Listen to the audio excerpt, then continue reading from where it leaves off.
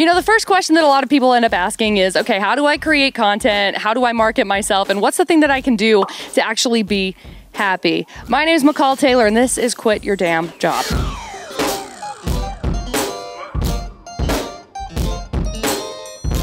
One of my favorite content creators on social media, to be completely honest. I feel like your pictures are just crisp. I feel like everything is just, it looks so good. So first of all, how did you get started into content creation? Good question. Thank you. Kind of stumbled onto it. It's been about 5 years. I guess I'm still kind of a newbie to Instagram if I've only been on 5 years. Yeah. But I started an outdoor adventure yoga company with a coworker, and was kind of tossed into creating content for our adventure trips. Yeah. I had to do some research, figure out how to post, what people were into, and then, as you know, Instagram and everywhere else changes their algorithm. All the time. So you have to either morph into what they're doing or just keep doing your thing and hope people enjoy it. Yeah. So which route have you gone with that? Have you gone more just keep doing your thing and hope people enjoy it? Or have you also kind of been like diving into what the algorithm is requesting? Mainly just creating content that I am happy doing and that people enjoy. Yeah. I think if you chase the algorithm too much, you create stress for yourself in the Instagram world, and it changes so often. Yeah. And there's so many different apps out there that I think you need to look at and see which one you're best fit for. Absolutely. One of my friends just created a new one called Stellar that I'm loving because it doesn't have an algorithm. That's cool. And people that follow you see your stuff. Yeah, that's one of the things that I've loved about seeing different social media platforms jump up over the course of the last X amount of years. You know, I got started on Facebook back when Facebook very first started. I was, what grade was I? I was going into 10th grade and I got a Facebook. So it would have been like 2009. And I was like so excited. So it was like right when everything started. And then Instagram came around, and that was like 2011, 2012 that I jumped on it. And so it's been really interesting to see the way that things have molded, things have morphed, things have moved throughout the years. But I want to go back to your point about doing things that you want to do because you want to do them. Because I feel like if you are not doing things that you want to do, then you may as well not be doing them at all, right? Exactly. So the cool thing with that, going back to that, McCall, is so with the first company that I was working with and started doing the outdoor adventure yoga, that didn't last. And I had to realize, okay, am I happy doing what I'm doing on Instagram? Yeah. And do I want to do it for myself? And because I started doing that, it opened up so many more doors and fulfilled my need for being on social media. Absolutely. You know, that is the only reason why you should be on social media in the first place, is if you're not doing it for yourself, don't be on it at all. Because if you're trying to chase an algorithm, people can read that. People can see that. The authenticity and the genuineness of posting, of commenting, of reacting to other people's stuff should be the only reason why you're doing anything at all, rather than trying to make other people happy. I agree 100%. I've got a lot of companies that I help create product for and content for, and if I don't enjoy what I'm doing with them, I'm not going to do it with them. Good. And I think that's a standard that needs to be held across the board. So long term, what would you see like your goals for content creation? Do you see yourself just like continuing to do this forever and ever? If it keeps lasting that long, yeah. I love being outdoors and just spending time with family and friends. Yeah. So as long as Instagram and other platforms are available to share what I love and to share that with other people to help inspire them to get outside, I'm all for it. So how do you feel like you can come up with the content that you do create? Because everything, when you look at your pictures, you look at your feed and everything. If you missed it, username is @YoungUtah. But if you create these pieces of content, is it something that you can just like look at, like you have an artistic eye at this point in time that you know, okay, this would make a good picture? Yeah. I have an art background, so I guess you can say that kind of helped me. Absolutely. But my wife will probably say I spend too much time sometimes looking at my images and just seeing something that I feel represents me Yeah. and the moment. Yeah. Sometimes, obviously, you'll post something and you'll realize, okay, that doesn't really fit what I've been posting, and unfortunately, you've got to have some look to your Yep. profile so that people will want to look at it. But you have to stay authentic to yourself as well. Absolutely. And I think with my posts, that's where I try to stay, is if it doesn't represent me or my family or what I'm doing, it's not worth posting. Yeah. So with your art background, what did you do prior to this for your art background? I actually have a BFA from Utah State in sculpture. That's cool. Which was an odd way of how I got there. That's another story. But I took some photography classes and a lot of art design and art theory classes that just tell you where to place things and how visually to make it better. Yeah, that's really, really neat.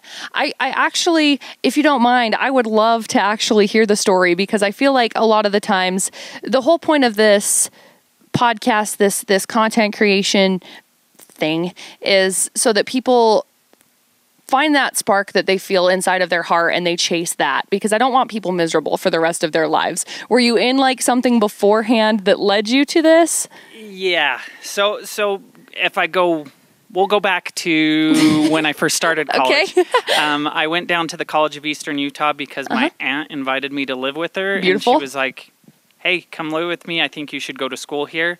And I was like, it's Price, Utah. Why would I want to live in Price? Who wants to live in Price? Yeah, there's not a lot of things to do. No. But because I chose to go down there, I was able to do student leadership, take some classes, work on my associate degree. But the student leadership side, that's how I got my school paid for. Yeah. I first started out as it was the activities, or I guess it was the outdoor recreation chair. Cool. So I planned trips for people to go outside, and I love doing that. Yeah. And I went to be the activities vice president the next year and was able to be over that person and help guide them. While I was there, I was taking the classes that you're required to take. Right. And I didn't love it. I took some art classes. I loved them. I took some outdoor adventure classes and fell in love with those. Shout out to Cliff Coppersmith for all the classes he taught. An amazing professor. Anyways, he kind of helped inspire me to love the outdoors again. I spent a lot of my youth outdoors as well, but as you get older, you're like so focused on trying to get what the world wants you to have, and that's a good job, money, and just focus on things, and I wasn't happy. Yeah. I came up to Utah State after I graduated from down there and started in the landscape architecture program. I was in it for almost 2.5 years and realized I wasn't happy. I was drawing, which I loved, but I wasn't doing what I connected with. Yeah. And one of the professors in the art department reached out to me and said, hey, I've got a scholarship if you want to go this route. Cool. And I'm like, it's sculpture. How am I going to get a job with sculpture? So I accepted the scholarship and finished my degree, went out in the world hoping to get a sculpture job. Right. It didn't happen. I had a company lined up and ended up having a work injury when I was working for another company, and it changed my whole career path. And I started down another path, managing people, and did that, and then did it for about 5 years. And one of my past employees reached out to me and said, hey, I think you need to be fundraising. Yeah. And going back, I have a weird interwoven story of how I'm where I'm happy now. Yeah. But I've been fundraising for the past 7.5 years. I started down at a university in Utah County. Nice. And one of my friends up here reached out to me and said, hey, you're an Aggie. You need to be fundraising for Utah State. Yeah. So I took her up on it, applied for the job, and moved up here. So I've been here almost 2 years.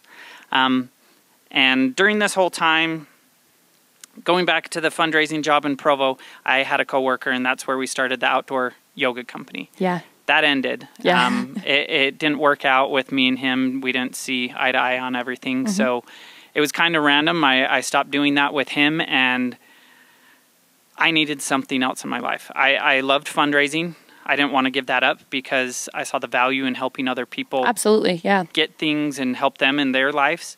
But I also was missing something in myself.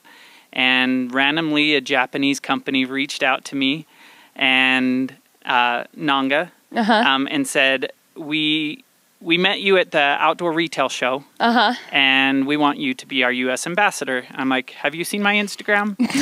Because at the time, I was brand new to Instagram. I had, I think, 560 followers.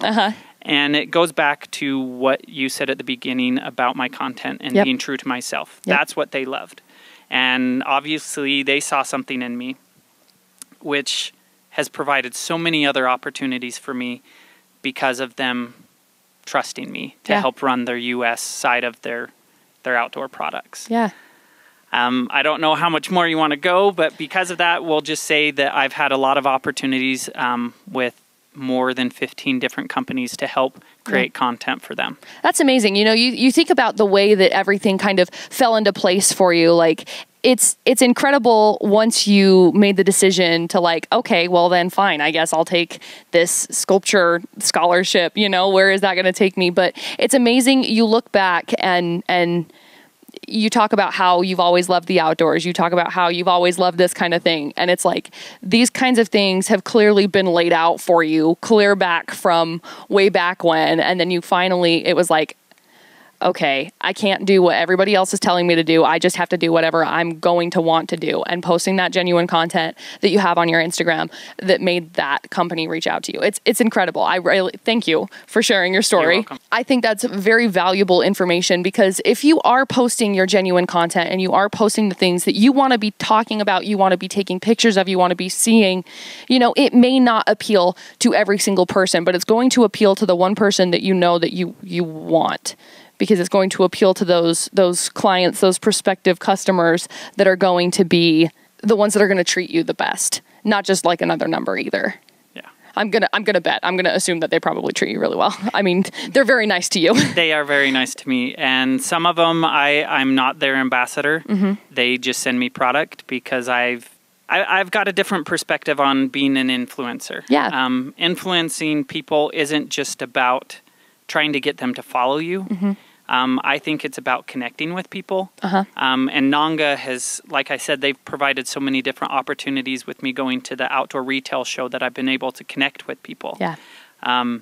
If you can connect with someone and not always expect something from them and be willing to give instead, you tend to get that in return. And absolutely. I've seen that with all these companies. I've got a friend over in the UK with a shoe company, and nice. I've been wearing their shoes for the past 3 years, and that's the only shoe I wear because he'll notice in my pictures, he'll be like, your shoes are getting a little worn down. Do you want another pair? Do you want another pair? Send nice. me a pair. And I've loved that relationship because I've been able to send him some of the products that I get as support. Yeah. But it wasn't me asking for a pair of shoes. Yeah. It doesn't always work that way. And I would highly recommend, if you're going to go that route, you're in it for the wrong reason. Yes. You should want to create content that people love, that they connect with, and then hopefully they'll be inspired to connect with you. Absolutely. I feel like that goes in like every avenue of your life though as well, because you go across your experiences in your day-to-day life. You don't go out and open the door for a lady because you're expecting somebody to say thank you. You're opening the door for a lady because that's the nice thing to do, or a man or whoever. It doesn't matter. You know, it comes from your heart. It's not just because you expect good things back, because if you expect good things back, it's not going to come to you, and you're constantly going to be disappointed. Exactly. So with the influencer side of things, I want to talk about what your scheduling plan looks like for creating this content. Is it something that's like a passive thing, or do you have to schedule it out every single week? So before moving up to the Cache Valley area, I used to plan one weekend a month where that it was just content. Yeah. It wasn't hiking. It wasn't going out and just enjoying the outdoors. Because sometimes when you're creating content, it takes time. It does. Especially when you're a one-man show. I got a clicker and I have to set up my tripod and take my pictures myself most of the time. So I used to set one weekend out that I'd go for a couple hours, either wake up early or go later so that I wasn't missing out on family time. But since moving to the Cache Valley, it's been a bit harder. Yeah. Most of my content's created when we are on trips or out on outings with the boys, and sometimes I wish I didn't have to do that. So I do need to get back to creating once a month, because if you think about it and you're going out to create specific content for companies, you can go out and knock it all out in a weekend and be good. Yeah. For the whole month. Whereas if you're doing it every time you're out doing something, it's going to take away from the actual moment of being there. So that would be my advice, is if you can set aside one weekend, do it. If not, just realize that you may be jeopardizing something else. Yeah. When it comes to your posting, do you look down to the nitty gritty of the times that you need to be posting, that your viewers are most active? I did in the beginning, and it goes back to, if you're chasing that so much, it can create stress. Occasionally, I know, mentally, I know that if I post on a Tuesday or Thursday after 3 or wherever, I'm going to get better views. But I guess it goes back to, are you chasing something, or are you just putting something out there for people to enjoy? And if they're already following you, they're going to keep enjoying you. The algorithms do mess that up a bit. Yes. And sometimes you have to put it in your story as a highlight my post, and I feel cheesy doing that sometimes, but sometimes I have friends that are following me and have said, I haven't seen your posts for weeks. Yeah. And it's like, well, it's here. I'm still posting. Yep. That's the thing that's been so very interesting to me, to see everybody's posts just like disappear, because it's like people that you think that you're following. Like, I went through and I looked the other day, and I'm following like 3,000 people or something like that. And I went through and I was like, holy crap, when was the last time that I saw so-and-so's post or so-and-so's post? Never. It's been like a year since I've seen everything. So that's crazy. But I totally get where you're coming from. I feel cheesy doing it, but sometimes you gotta. Yep. With that, I've been realizing in my feeds as well, if I'm not chasing after those that I want to see, it goes the same way. I've had a lot of followers that follow me from India and that I'm following. Their posts are popping up, and I'm like, well, I want to see my Utah fall friends. Right. And people that are in the States a bit more. So you have to go and look them up, like you said, and go and find them. Yeah, if you're not interacting, commenting, liking, sharing, whatever those posts, they just go away. That's kind of why I like Stellar. I'm fairly new to it. I started that about 2 weeks ago, and it instantly shows your friends. Yeah. If you're following them, you're going to see their stuff. You're not going to see other stuff. They have another area that you can go and explore and see that. So if you're trying to try something new and you just want to see your friends, check out Stellar. Yeah, I got to go check that out myself, because I'm all for it. I love following. I'm a little bit of like a chaser with that kind of stuff, though. I follow like Gary Vaynerchuk's stuff that he talks about and all of this stuff. So I jumped on TikTok to see what that was about, and that was crazy for a minute while everything was going up, and now it's doing whatever it's doing. But you know, it's all very interesting. So Stellar, is it just spelled like you'd expect for stellar? Yep. Okay. Yep. Sweet. Any other piece of advice that you would like to give to anybody who maybe wants to become an influencer, maybe wants to pursue their passion, their careers, anything? I would say be true to yourself. And I know people have heard that over and over, but if people are going to accept you for you, be you. Absolutely. Don't be someone else on social media. People can tell when people are super fake and where everything is completely staged. I try to get away from that as much as possible, and obviously it is hard because I am a one-man show, and that's what I look for in my posts. I don't want it to look like it's completely staged. Right. Just a little bit. Yeah, which is fine. It's fine to be a little bit staged. Yeah, and it's understandable, because if you're taking your own picture, you're staging yourself. Yep. But be natural. Yeah. Make sure that your posts that you're posting are you. Yeah. Why would you want to be anybody else? Right. Anybody else can be Susie down the street. You're the only one that has everything that you need to be able to be that true you. How much time do you put into like editing your pictures? I actually try and make sure I get the shot as good as I can so that I don't have to edit. Occasionally, filters have made some cool, made it easier. So I've pre-built some filters, so all I have to do is apply one of my filters and I'm good to go. Nice. But if I can have a picture that I don't have to edit, I feel better about myself. Right. Time of day is everything. Yep. If you're trying to get some great shots for any product, morning sun is amazing. Beautiful. And the golden hour at night. During the day, obviously, you understand it's harsh. Yeah. And not where you want to get your shots because it's super shiny and then you have to edit it a lot. So just look for those times. Going back to your question earlier, though, I would say if you're trying to chase your dream, find balance. Absolutely. Like I said, I love my job doing fundraising, but it wasn't fulfilling all my needs. Yeah. So doing what I do on social media has been able to do that. Yeah. So just find a balance in your life. And it can be hard. Everyone's learning. You're on your own path, and you just got to figure out what's best for you. And then last question, phone, camera, which do you prefer to shoot on? I have only been shooting on my iPhone. Nice. One day I aspire to be like Chris Burkhardt and get a super fancy camera. But for the most part, I think you can do anything you want on your phone if you understand how to use it. It's an incredible time period for that. You know, we're in a really, really cool place. Where can people find you social media wise? I am on Instagram, Facebook. I manage quite a few other accounts, Nanga USA. I help out with USU alumni, and I'm on Stellar. I haven't crossed over to any of the newer ones like Chit Chat or Snapchat. I'm kidding. Or TikTok or any of those. I just haven't. I don't. It goes back to if you don't have time for it. Right. Don't stress yourself and add more in. Right. Find your happy medium. Right. And then if people want to email you for any inquiries for influencing, what is your email address? It is Jonathan E. as in Edward, Young at outlook.com. Awesome. Jonathan, thank you so much for your time. And this has been episode, I'm not really sure what episode this is. Chase your dreams. That's about all I got. Yeah.